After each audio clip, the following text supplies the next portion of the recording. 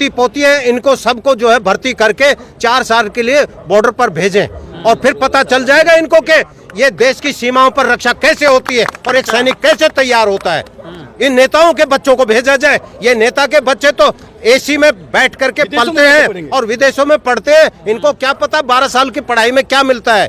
इनको केवल मलाई खाने से मतलब है, देश की रक्षा करने से या देश राष्ट्र है जी। विरोध भी आप कर रहे हैं, मलाई भी आप ही खाओगे, नेताओं को नहीं खाने दोगे कुछ।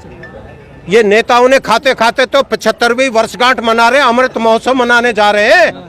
आप ये मलाई खा कर करके मैं ये कहता हूँ सारे नेताओं का फिजिकल फिटनेस होना चाहिए, ये फिजिकली फिट भी होने चाहिए। एक सेकंड सुनिए, आपने कैसे सवाल किया भाई साहब। आप अपनी आत्मा, जितने भाई खड़े हैं आज तक सेना ने कभी देश का सिर झुकने दिया। हम ये वर्दी पहन के आए साहब, इस वर्दी का पूरा देश सम्मान करता है। मोदी जी ने झुकने नहीं दिया। इस वर्दी का पूरा देश सम्मान करता है। अगर इस वर्दी का अगर कलंक लगे तो पूरा देश हमें माफ करेगा क्या?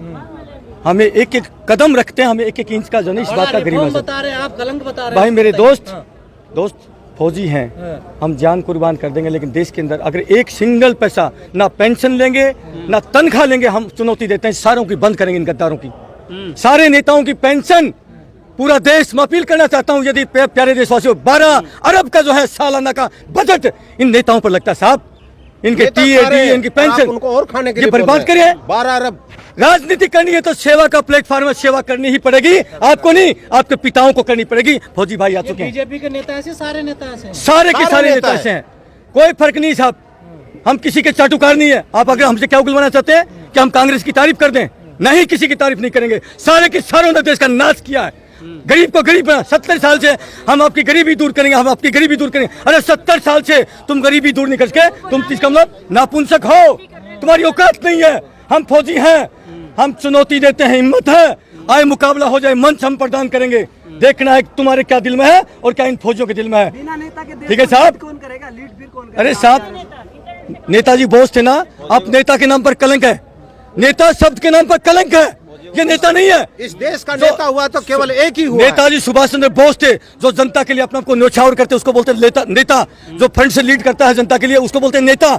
ये तो किसी नेता ने कुर्बानी दी है, नेता कुर्बानी लेते हैं और सैनिक कुर्बानी देते हैं, ये डिफरेंस है साहब, जमीन आसमान का अंतर है। ये सारे कांग्रेसी कह रहे हैं इन्होंने कुर्बानी दी है। अरे साहब, इनको तो देख लिया, पूरे देश ने देख लिया, क्या बात करें। 70 साल से इनको देखते आए, कब नहीं तो 8 साल में कैसा लगा? ये क्या कर देंगे? देखिए मैं आज फिर कह रहा हूँ, पिछले 70 साल में जो काम हुआ इन्होंने 8 साल में उसको बर्बाद कर दिया। मुझे इतना कहने में कोई संकोच नहीं है। मैं कांग्रेस पहले के वक्त में फिर भी ये देश महफूज था। इस देश में जाति धर्म में किसी प्रकार की नफरत नहीं थी। इतने साल से कभी कोई हमने देखा नहीं कि हिंदू खतरे में है, हमने नहीं देखा। आज 8 साल में हिंदू खतरे में है। मेरे देश का पीएम है वो हिंदू है, मुख्यमंत्री वो हिंदू है, राष्ट्रपति हिंदू है, और फिर उसके बाद में मेरे देश का हिंदू खतरे में है, तो इनको कुर्सी छोड़ देनी चाहिए साहब। हम फौजी हैं, फौजी की कोई जात धर्म नहीं होती, फौजी की कोई जात धर्म नहीं होती। जब सैनिक सीमा पर खड़ा होता है तो वो देश के लिए होता है, पीछा अगर शहीद होता है तो देश के लिए होता है, जात धर्म के लिए नहीं होता। हम 30 साल हम कंगना रनौत बोल रही है कि गुरुकुल की परंपरा को बढ़ावा मिला। कंगना रनौत के लिए हम कुछ नहीं कहना चाहेंगे, क्योंकि कंगना रनौत का नाम मत लीजिए। ये नाचने गाने वालों ने ही तो इस देश का नाश किया है। अंग्रेजों के जो अय्यासी हुआ करते थे यही तो होते थे, सब उनका मनोरंजन का साधन यही लोग हुआ करते थे। आज फिल्मी इंडस्ट्रीज को इतना बढ़ावा दे करके उनको इतना वो कर दिया हाईलाइट कि देश का जो है, आज हमारे देश के अंदर एक भी गोल्ड मेडल लेके आया कोई स्पोर्ट्स के अंदर? हमारे देश वीरों का देश है, क्या एक भी गोल्ड मेडल लेके आया है? हमें बताइए। एक नीरज चोपड़ा लेके आया इस बार गोल्ड मेडल, वो भी एक सैनिक लेके आया। आप लोगों को गर्व होना चाहिए, आप मीडिया पर्सन है, आप लोगों को फिर हमसे पूछते हैं इस देश का लीडिंग कौन करेगा? क्या आपको इस वर्दी पर शक है? देश के वीरों पर, जो देश की सीमाओं पर रक्षा किए हैं, पूर्व सैनिकों पर क्या विश्वास नहीं? पर बैठे वो भी तो वर्दीधारी हैं। कौन सा वर्दीधारी है? मुझे एक अच्छा है, आप मुझे एक का नाम बताइए, कौन है वर्दीधारी? जनरल वीके सिंह कह रहे हैं। जनरल वीके सिंह, उन्होंने भी क्या नाम बड़ा वो किया था कि मेरी उम्र कम है, ये बड़ा उसके ऊपर वो 6 महीने सिर्फ मतलब 6 महीने कम नौकरी हुई थी, 6 महीने बढ़ाने के लिए कोर्ट तक चले गए और यहाँ 4 साल को सही ठहरा रहे हैं। जनरल साहब शर्म करो थोड़ी बहुत, आकर थोड़ी सी भी लज्जा बची हो तो। आप हरियाणा के हैं और मैं भी हरियाणा का हूँ, आप हरियाणा का नाम डबो रहे हैं, कैसे जनरल साहब आप? और आप जितने जनरल कर्नल जो आज इस टीओडी का समर्थन कर रहे हैं, ये देश कभी माफ नहीं करेगा आप लोगों को। ये देश कभी उन सैनिकों को माफ नहीं करेगा जो आज किसान के बेटों का इस स्कीम के तहत समर्थन कर रहे हैं। तो मैं विनती करता हूं, आप सैनिक हैं, सैनिक की गरिमा होती है, सही को सही कहना और गलत को गलत कहना, वो होता है सच्चा सैनिक।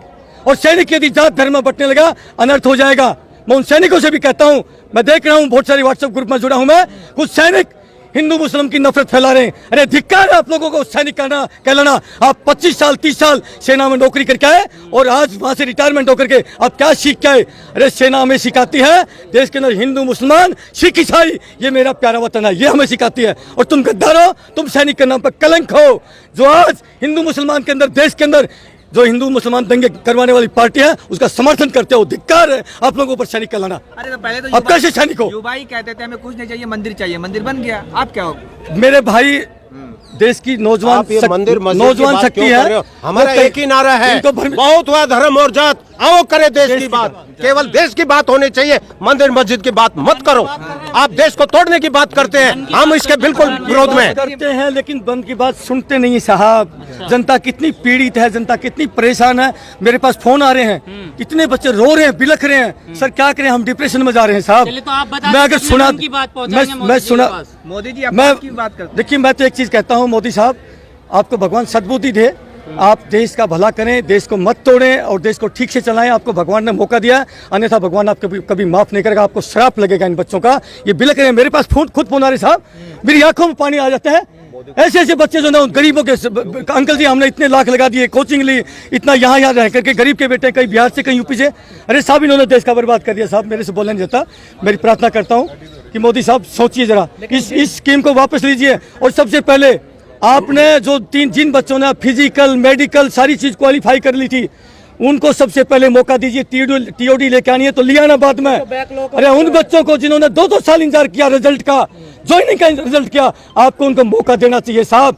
अन्यथा ऐसा श्राप लगेगा कि आपको भगवान माफ नहीं करेगा, आपकी ऐसी सजा होगी। ये सूबेदार एक फौजी भाई बोल रहा है आपको। मैं एक लास्ट बात कहना चाहता हूं, जिन प्रदेशों के अंदर ये आगजनी हो रही है और तोड़फोड़ हो रही है, मैं ये कहता हूं उन प्रांतों के मुख्यमंत्रियों को वो जगह छोड़ देनी चाहिए, वो पिंजरा खाली कर देना चाहिए। और ये युवा है, ये भारत को संभालने के लिए तैयार है। ऐसा नहीं है कि युवाओं से देश नहीं संभलेगा, युवा देश को संभाल सकते हैं। मैं ये कहता हूं जिन प्रदेशों के अंदर आगजनी हो रही है, तोड़फोड़ हो रही है, रेलें जलाई जा रही है, ऐसे नेताओं को वो कुर्सी छोड़ देना चाहिए। क्योंकि बिहार और यूपी में हो रहा था, योगी जी को छोड़ देना चाहिए। अगर वो कंट्रोल नहीं कर सकते तो छोड़ देना चाहिए। मैं केवल किसी एक को भी नहीं कहता, मैं ये कहता हूँ देश के अंदर जिस प्रदेश के अंदर ज्यादा तोड़फोड़ हो रही है, इसका मतलब वहाँ का जो मुख्यमंत्री है उसका कमांड एंड कंट्रोल ठीक नहीं है।